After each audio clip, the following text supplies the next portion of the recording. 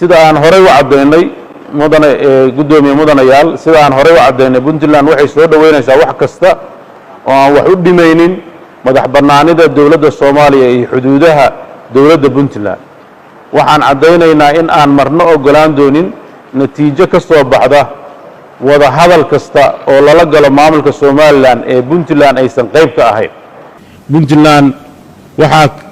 kala dhaxeeya maamulka Soomaaliland khilaaf dhuleed taas oo u baahan in aan ka gaarno xal waara si looga fogaado colaajiitanta oo dhiig badan ku daato